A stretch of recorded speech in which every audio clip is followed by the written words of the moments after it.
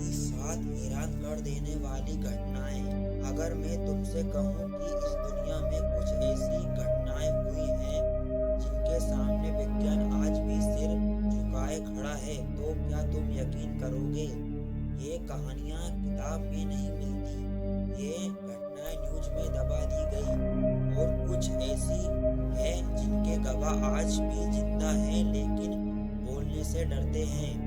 आज की यह कहानी कोई आम वीडियो नहीं है। आज अगर तुमने इसे पूरा सुन लिया तो हो सकता है दुनिया को देखने का तुम्हारा नजरिया बदल जाए। नंबर 1, वो शहर जहां लोग अचानक पत्थर बन गए। साल था 79 ईस्वी। एक जगह इटली का एक छोटा सा शहर बॉम्बे। सुबह का समय था। लोग रोज की तरह कोई रोटी बना रहा था, कोई बच्चों को उठाए खड़ा कर रहा था, कोई हंसते हंसते सड़क पार कर रहा था। और फिर बिना किसी चेतावनी के आसमान काला हो गया। माउंट वेसुवियस, एक ऐसा ज्वालामुखी जो सदियों से शांत था, अचानक फट पड़ा।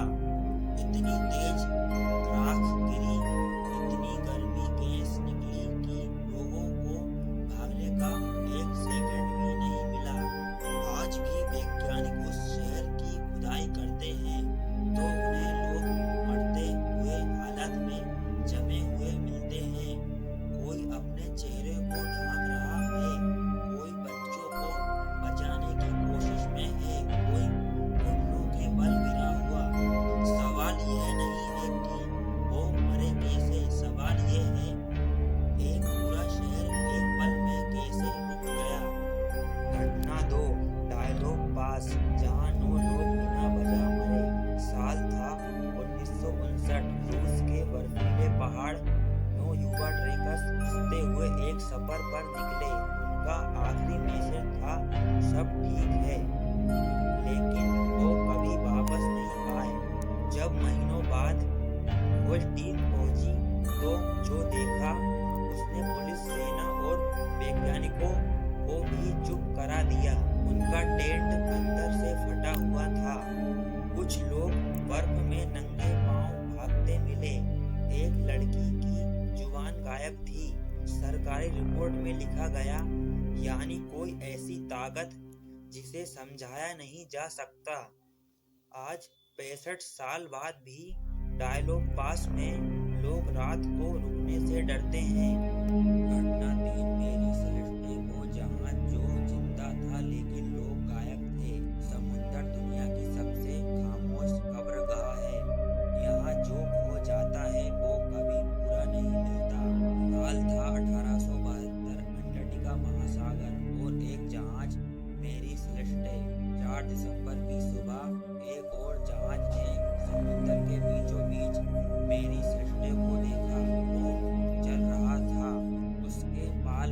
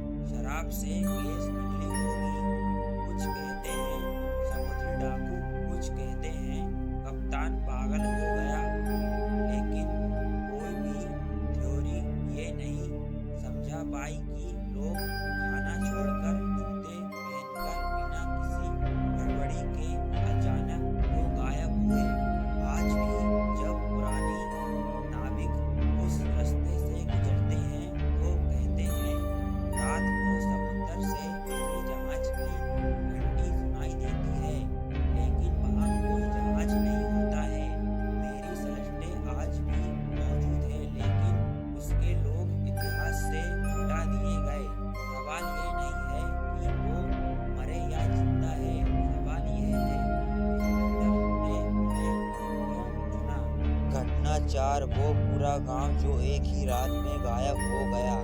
रोआनोक का रहस्य। कभी कभी इंसान नहीं मरते, वो बस मिटा दिए जाते हैं। साल था 1587। जगह आज का अमेरिका। रोआनोक आइलैंड। इंग्लैंड से आए 115 लोग, औरतें, बच्चे, किसान, अपने सपने देखने वाले लोग। उन्होंने जंगल काटे, घर बनाए और एक नई जिंदगी की शुरुआत की। उनके नेता थे जॉन ब्राइट।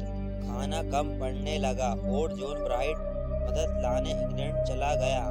उसने कहा था मैं जल्द ही लौटूंगा, लेकिन वो 3 साल बाद लौटा। जब जॉन ब्राइट रोनक पहुंचा तो उसे कोई आवाज नहीं मिली, ना बच्चों की हंसी, ना चूल्हे का धुआं, ना इंसान। घर टूटे नहीं थे, चीजें जली नहीं थी, बस पूरा गांव खाली था। जॉन ब्राइट ने नजर एक लकड़ी के खम्भे पर पड़ी। उस पर चाकू से एक शब्द खुदा था। ना कोई खून, ना कोई लाश, ना कोई संघर्ष, लेकिन 115 लोग गायब थे। क्या वो पास ही की जनजाति में मिल गए? क्या उन्हें मार दिया गया? या क्या वो किसी ऐसी जगह चले गए जहां से वापसी नहीं मिलती?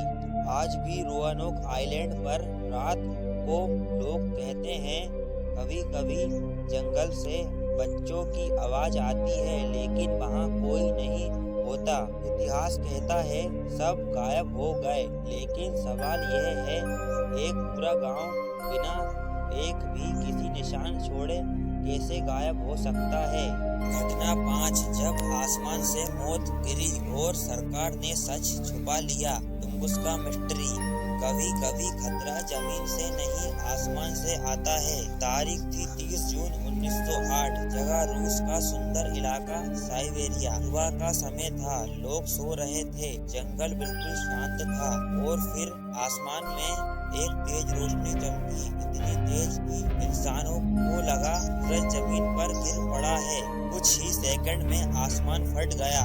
एक जोरदार धमाका हुआ, इतना जोरदार कि 60 किलोमीटर दूर इंसान के घरों की खिड़कियां टूट गई। जंगल के 8 करोड़ पेड़ ताश के पत्तों की तरह गिर गए। लेकिन हैरानी की बात यह थी वहाँ कोई गड्ढा नहीं था। जो लोग उस समय जिंदा बच गए उन्होंने कहा आसमान से आग की दीवार आई।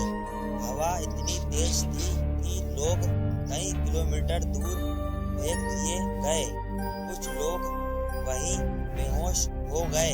इतनी बड़ी घटना के बाद भी रूस की सरकार 20 साल तक उस इलाके में किसी को नहीं जाने दिया। ना कोई जांच, ना कोई रिपोर्ट, ना कोई साफ जवाब। जब वैज्ञानिक पहुंचे तो उन्हें जले हुए पेड़ मिले, रेडिएशन जैसी अजीब चीजें मिली। कुछ कहते हैं उल्का पिंड, कुछ कहते हैं एलियन जहाज, कुछ का मानना है गुप्त हथियार का परीक्षण। कुछ के सवाल ये हैं अगर वो उल्का पिंड था तो गड्ढा कहाँ है? अगर वो हथियार था तो सरकार चुप क्यों रही? आज भी टुंगुस्का जंगल अजीब तरीके से उगता है। पेड़ सीधे नहीं, टेढ़े मेढ़े, और वहाँ जाने वाले लोग कहते हैं यहाँ हवा भी अलग लगती है। 1908 में कुछ ऐसा हुआ जिसे पूरी दुनिया को जानना चाहिए था, लेकिन अगर वो सच बाहर आ गया तो शायद इंसान आसमान की ओर देखना ही छोड़ दे।